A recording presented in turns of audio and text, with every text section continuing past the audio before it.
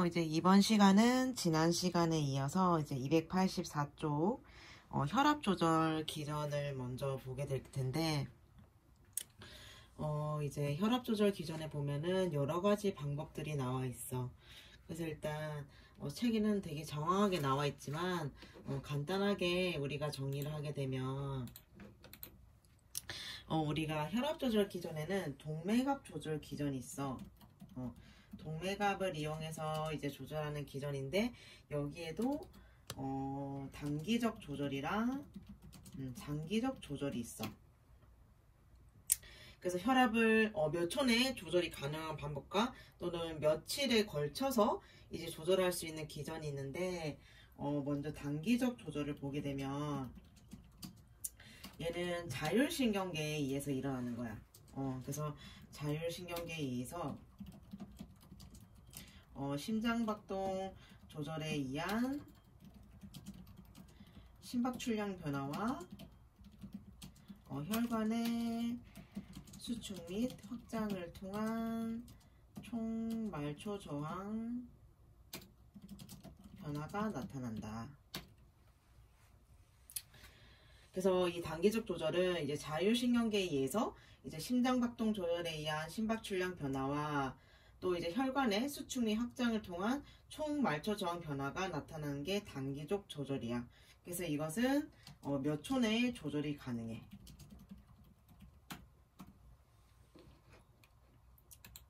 그리고 이제 장기적 조절이 있는데, 이 장기적 조절이 우리가 지난 시간 마지막 영상에 봤던 이제 신장이 관여라는 건데, 이 신장의 생리적 조절에 의해서 이제 혈압을 조절하는 거지. 그래서 이것은 몇 초 내에 조절이 가능하지 않고 얘는 효과가 나타날 때까지 며칠이 걸려. 그래서 우리 혈압, 즉 동맥압 조절 기전에는 이렇게 단기적이랑 장기적이 있다. 그래서 우리가 바로 옆 페이지를 먼저 한번 넘어가 볼게. 여기 그림이 있지, 얘들아.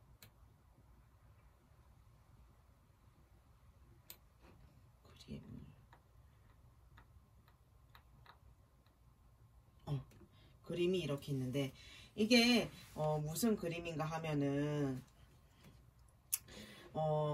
첫 번째 이 A 그림의 설명이 뭐라고 나와 있니? 압력 수용기라고 돼 있어. 그래서 이 압수용기에서 우리의 혈압을 감지한단 말이지. 그래서 이 압수용기에서 감지된 혈압 변화는 우리가 뇌신경을 통해서 이제 중추신경계로 전달을 하게 돼. 그래서 이 압수용계도 얘들아 여기 종류가 있어. 책에 보면은 여기에 경동맥 압력 수용기랑 대동맥 압력 수용기가 있어. 그래서 이 대동맥 이 압수용기 감시 결과는 이 대동맥 신경을 거쳐서 이제 미주신경으로 가는 거고, 이제 목동맥 그 압수용기의 결과는 목동맥 팽대신경을 거쳐서 혀인두신경으로 전달을 하는 거야. 그래서 다시 정리를 해보면 이 대동맥 압력 수용기는 전신으로 뿜어져 나가는 혈액의 혈압을 측정하는 거고, 이 경동맥 압력 수용기는 뇌로 공급되는 혈액의 혈압을 측정하는 거야. 그래서 이 두 개의 압력 수용기가 이 평균 동맥압에 대한 지속적인 정보를 제공하는 거지. 즉 혈압 상황을 이 두 수용기가 인지를 하게 돼. 다시 정리를 한번 해볼게. 너는 책의 그림을 같이 보면서 이해를 하면 될 것 같아. 자, 압력 수용기에는 우리가 경동맥 압력 수용기랑 그 다음에 대동맥 압력 수용기가 있다고 했어. 그치? 그래서 이 경동맥 압력 수용기는 전신으로 뿜어져 나가는 혈액의 혈압을 측정하는 거라고 했어. 그치? 그리고 대동맥 압력 수용기는 잘못 말했다 얘들아. 대동맥이 전신이지. 대동맥 압력 수용기가 전신으로 뿜어져 나가는 혈액의 혈압을 측정하는 거고, 경동맥 압력 수용기는 뇌로 공급되는 혈액의 혈압을 측정하는 거야. 그래서 이 두 개의 압력 수용기가 평균 동맥압에 대한 지속적인 정보를 제공하는 거지.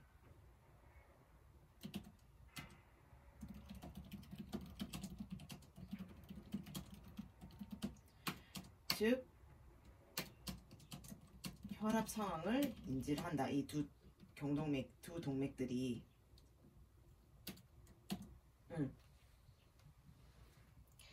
그래서 이 앞수용계에서 감지된 혈압 변화가 뇌신경을 통해서 중추신경계로 전달된다고 했어.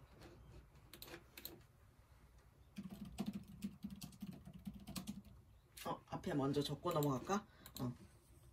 다시 그림을 A를 보면서 설명을 할게. 우리 몸에는 압력 수용기가 크게 두 가지가 있어. 경동맥 압력 수용기랑 대동맥 압력 수용기가 있는데, 이 대동맥 압력 수용기는 전신으로 뿜어져 나가는 혈액의 혈압을 측정하는 거고, 경동맥 압력 수용기는 뇌로 공급되는 혈액의 혈압을 측정하는 거야. 그래서 이 두 개의 그 압력 수용기가 이 평균 동맥압에 대한 지속적인 정보를 이 뇌로 전달하는 역할을 하는 거지. 그래서 혈압 상황이 실시로 수시간으로 바뀌는 것이 이 두 가지가 인식을 해서 뇌로 전달을 하게 된다.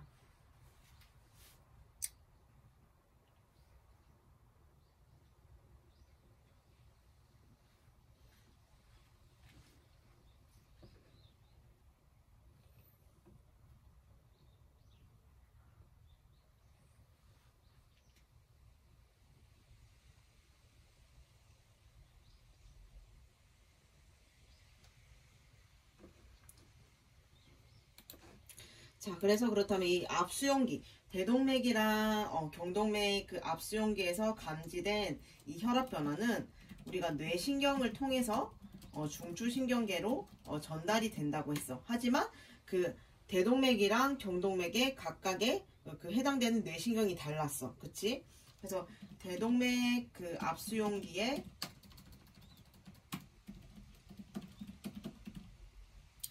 감시 결과는 그 대동맥 신경을 거쳐 미주신경으로 간다. 자, 미주신경이 얘들아 몇 번 신경이니? 뇌신경 12신경 중에서. 얘가 10번 뇌신경이지.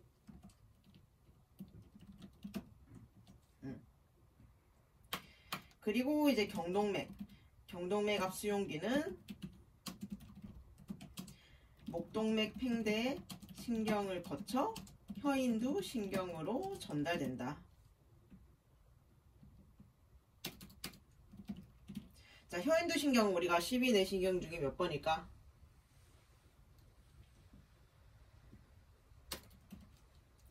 얘는 9번. 그치?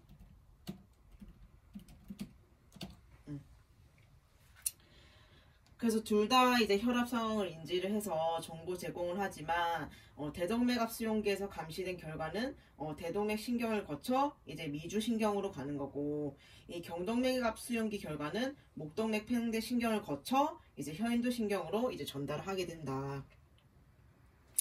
그래서 우리가 이제 그 압력 수용기에 관한 내용이 나와 있는 거였어.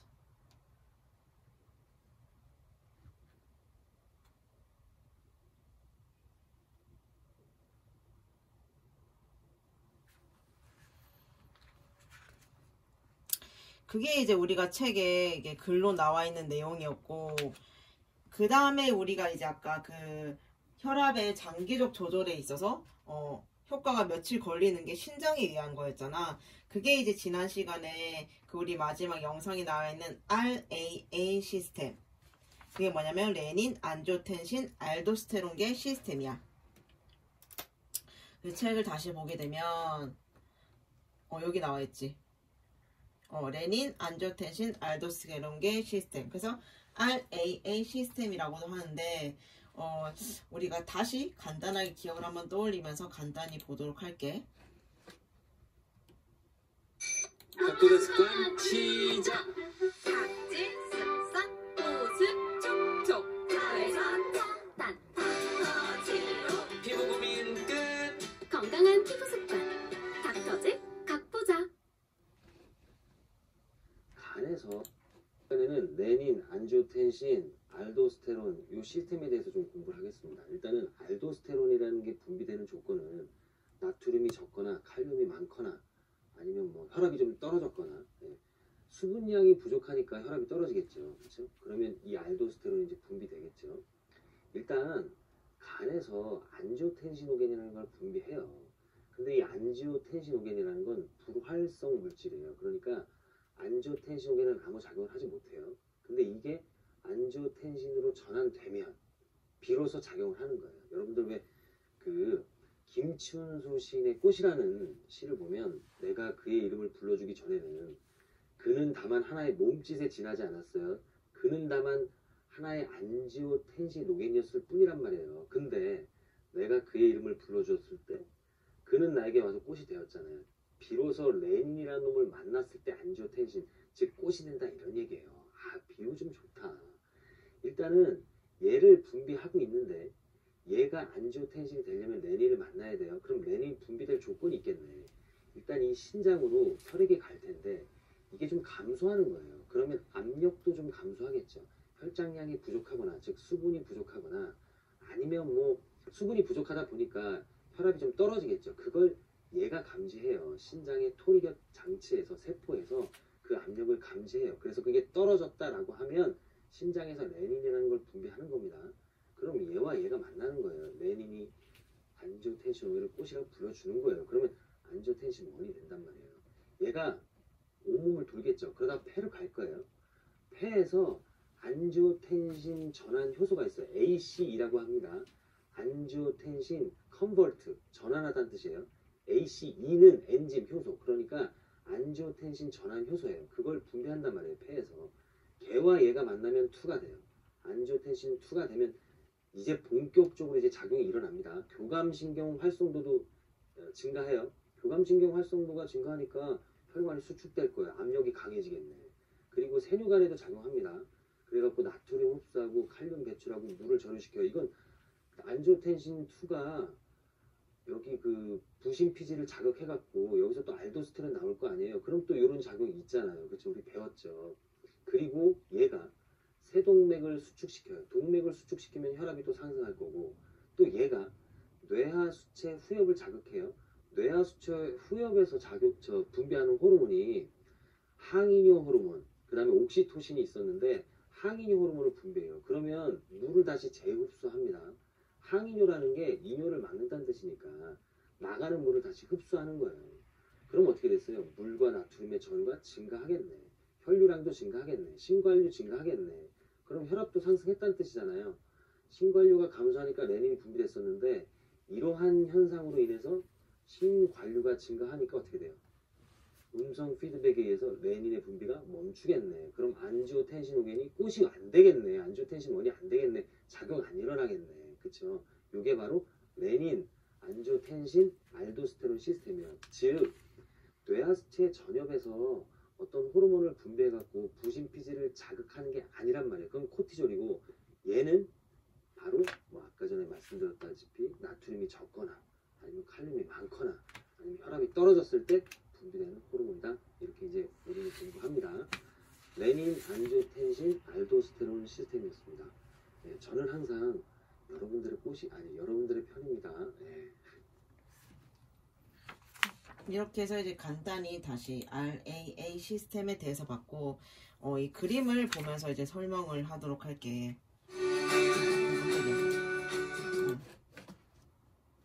그치? 그림을 보면 다시 설명을 하게 되면, 우리가 신장에 대한 혈류량이 이제 감소하면, 이제 혈압이 떨어지게 되면, 이제 요세관으로부터 이제 레닌이라는 이제 호르몬이 분비가 된단 말이야. 그래서 이 레닌이 하는 역할은 우리 혈장 내에 있는 안지오텐신오겐을 작용을 해서 안지오텐신 1을 생성시키는 역할을 해. 다시 말해서 신장에 대한 혈류량을 감소를 하면 혈압이 떨어지게 되겠지. 그러면 그때 이제 그 요세관으로부터 이제 레닌이라는 호르몬이 분비가 되는데, 이 레닌이라고 하는 것은 혈장 내에 있는 안지오텐신 노겐에 작용을 해서 이제 안지오텐신 1을 생성을 시키는 거야. 그러면 이 안지오텐신 1은 그 전환 효소에 의해서 안지오텐신 2로 전환이 돼. 그래서 이 안지오텐신 2가 이제 혈압을 상승시키는 이제 작용을 하게 되는데, 이 안지오텐신 2가 부신 피질에 이제 작용을 했을 경우에는 이제 그 알도스테론에 의해서 혈액량이 증가하게 되고, 이제 세동맥에 이제 그 영향을 주게 되면 세동맥이 수축을 함으로 인해서 이제 혈압이 상승을 하게 되지. 그래서 이런 식으로 이제 작용을 하는 게 RAA 시스템이다. 그림만 보면 되게 이해가 안 가지만 이렇게 또 설명을 듣게 되면 좀 더 이해가 쉬울 것 같아. 다시 말해서 이제 혈압이 떨어지고 이제 우리 혈류량이 감소를 하게 되면 이제 그 레닌이 이제 분비가 된단 말이야, 호르몬이. 그래서 이 레닌이 하는 역할은 혈장 내에 있는 안지오텐신 노겐을 안지오텐신 1로 안지오텐신 노겐이 작용을 해서 안지오텐신 1을 생성을 시켜. 그럼 안지오텐신 1은 그 전환 효소에 의해서 안지오텐신 2로 전환이 되는데 이것이 혈압을 상승시키는 역할을 한다. 그래서 이게 RAA 시스템이다. 그래서 간단하지? 그래서 글이 엄청 얘들아 많이 적혀 있긴 하지만 그렇게 정리를 할 수가 있다. 그래서 우리가 이제 혈압의 생리적 동료를 보면 자세가 있어. 자세에 따라서도 우리가 혈압이 달라지게 되는데,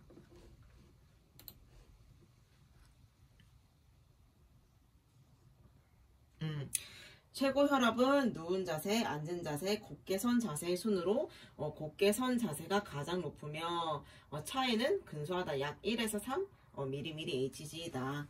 측정 부위는 보통 위팔동맥이지만 큰 동맥일수록 높은 값을 얻고, 그리고 왼쪽, 오른쪽이 혈압이 반드시 똑같지는 않아. 미묘하게 차이가 있다. 그 체격은 이제 비만자는 마른 사람보다 되게 높은 값을 보인다. 그래서 다이어트하면 이제 혈압도 저절로 이제 정상 범위로 되돌아오게 되는 거지. 그리고 성별은 남성은 여성에 비해서 5에서 10mm 정도 높고, 사춘기에는 여성이 높은 경량을 보이며 이제 월경시에도 이제 높아진다. 그리고 이제 시차에 대해서도 나와 있는데, 하루 중에 이제 동료는 10에서 20이고 오후는 오전보다 높으며 야간 수면 중에는 주간보다 낮다. 그리고 당연히 운동 후에는 이제 혈압이 높아지게 되고 최저 혈압은 비교적 낮고 100을 조금 초과하게 된다. 그리고 정신작용, 이제 정신감동에 의해서 상승을 하는데 우리가 되게 흥분을 했을 때는 혈압이 높아지게 된단 말이지. 그래서 그때는 혈압을 이제 당연히 높게 나오니까 그때는 안정을 취한 뒤에 다시 혈압을 측정을 해야 하고, 식사 후 1시간 정도까지도 이제 혈압이 상승을 하지만 최저 혈압에 변화는 없다. 그리고 목욕 시에도 이제 혈압이 상승하지만 곧 하강을 하고, 추울 때는 이제 고온 시에 비해서 혈압이 높게 나타난다.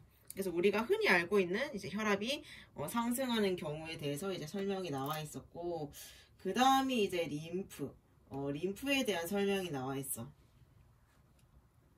그래서 림프의 특성을 보게 되면 동맥에 의해서 전신으로 퍼진 혈액 성분은 그 일부가 모세혈관에서 조직으로 들어가서 조직의 대사물과 혼합되어 조직액을 형성한다. 그래서 조직액은 다시 모세혈관에 흡수되어 정맥으로 수송되며 일부는 림프관으로 운반되는데 이 액체를 림프라고 한다. 그래서 이 세균이 림프절을 통과해서 만약에 혈액중으로 유행하게 되면 이제 폐혈증을 일으키게 된다. 그래서 이제 림프 순환에 대한 얘기가 나와 있는데, 이 림프액이라고 하면 이제 무색, 투명한 액체를 말해. 그래서 혈액과 조직세포 사이에서 물질 대사 맥의 역할을 하고, 이 림프관에는 이제 림프의 역류를 방지하기 위해서 판막이 있어. 그래서 림프관은 이제 우리 몸에 림프들이 골고루 이제 분포가 되어 있단 말이야. 그래서 곳곳에 림프절이 있어서 림프골을 형성하고 림프를 거르게 된다. 그리고 가슴샘은 나이가 듦에 따라서 점점 퇴화를 하게 된다.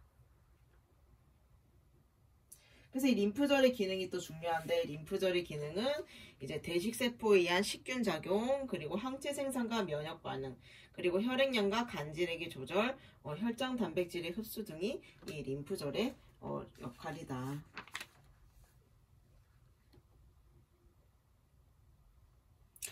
그래서 이제 또 그 다음에 우리가 알고 있는 골수에 대한 얘기가 나와. 그래서 태생기 때는 혈구세포가 간이나 질에서 생성이 되지만 이제 성인의 경우에는 혈구 및 혈소판은 골수에서 만들어진다. 그래서 그 태생기 때랑 성인이랑 이게 차이가 있지. 소아의 혈구세포는 모든 뼈조직의 골수 공간에서 활발하게 생성이 되지만 우리 20살, 20세가 되면은 이팔뼈와 넙다리뼈를 제외한 엉덩뼈의 골수 공간은 이제 불활성화가 된다. 그래서 활성이 왕성한 골수를 우리가 적색 골수, 그리고 지방이 침륜이 돼서 불활성화된 골수를 황색 골수라고 한다.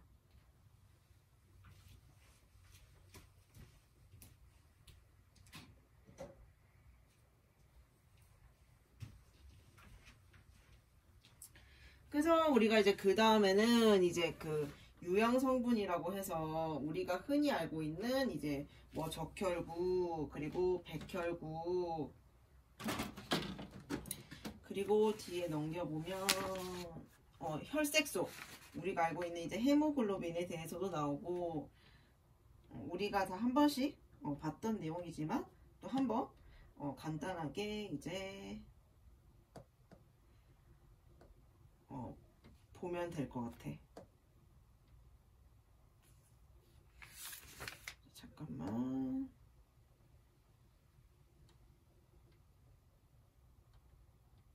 그래서 간단히 우리 적혈구, 백혈구, 혈소판에 대해서 한번 영상을 간단히 볼게.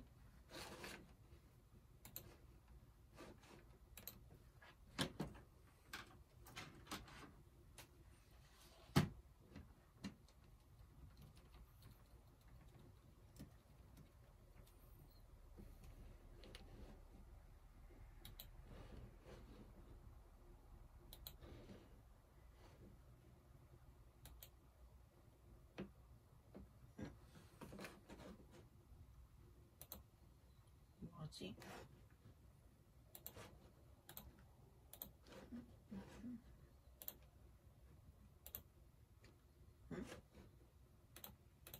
쉽게 피로해지고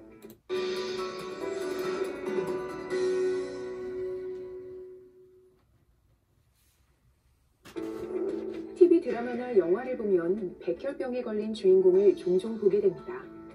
이 병에 걸리면 쉽게 피로해지고 자주 열이 나거나 코피, 멍 등의 출혈 경향이 증가하게 되는데요. 백혈병이란 비정상적인 백혈구가 과도하게 증식해 정상적인 백혈구, 적혈구, 혈소판의 기능이 억제되는 질환입니다. 그럼 대체 백혈구와 적혈구, 혈소판 등은 우리 몸에서 어떤 일을 하는 걸까요? 우리의 혈액은 혈장이라고 부르는 액체 성분과 혈구라고 부르는 세포 성분으로 나눌 수 있습니다. 혈액은 산소와 이산화탄소, 영양소, 노폐물 등을 운반하고 식균 작용을 통해 우리 몸을 보호하며 혈액 응고 기능을 통해 출혈을 방지합니다. 이러한 혈액의 기능을 혈액 속의 혈구가 주로 담당하는데요. 혈구의 종류는 적혈구, 백혈구, 혈소판이 있고, 이 혈구는 주로 골수에서 생성되며 골수 안에 있는 조혈모 세포가 분화해 성숙됩니다. 혈액 속에 들어있는 혈구는 각각의 형태와 기능이 다른데요. 어떤 차이가 있는지 자세히 알아보겠습니다. 적혈구는 혈액 내에 약 25조 개 정도 존재하고 혈액세포 중에서 가장 많은 수를 차지합니다. 피가 빨갛게 보이는 것이 바로 이 적혈구 때문인데요. 적혈구는 가운데 부분이 오목하게 들어간 원반 형태로 우리 몸 구석구석으로 산소를 운반해주는 역할을 합니다. 이 적혈구는 혈액 속에서 100일에서 120일 정도 살아 움직이고 노화된 적혈구는 비장에서 제거됩니다. 혈소판은 혈구들 중에 가장 작은 크기로 파편과 같이 불규칙한 모양을 하고 있습니다. 혈관에 상처가 생겨 출혈이 생기면 혈관 속의 혈소판은 이 상처 부위를 메꿔줘 출혈을 멎게 하는 기능을 합니다. 간혹 혈액검사 결과에서 백혈구 수치가 증가한 것을 볼 수 있는데요.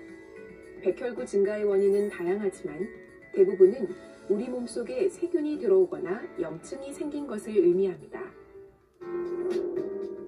백혈구는 면역 기능을 수행하는 혈액세포로 아메바 운동을 하면서 침입한 세균과 이물질을 세포 내로 끌어들인 후 이를 분해해 감염으로부터 신체를 보호하는 역할을 합니다. 이 백혈구를 자세히 살펴보면 내부에 알갱이 모양의 과립이 있는 세포와 없는 세포로 나눠볼 수 있습니다.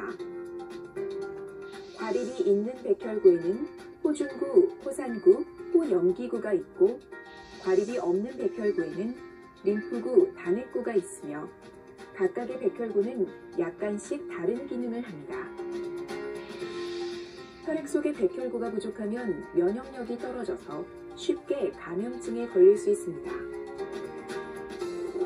적혈구, 백혈구, 혈소판이 제 기능을 하지 못하면 우리 몸에는 여러 가지 이상 증세가 나타납니다.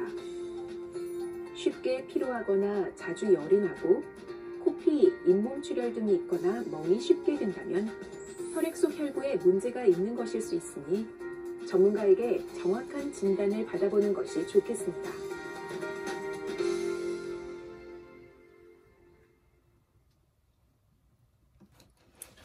우리가 간단히 영상에 대해서 봤고 그 다음 우리 영상에서 또 나머지 이어서 하도록 할게.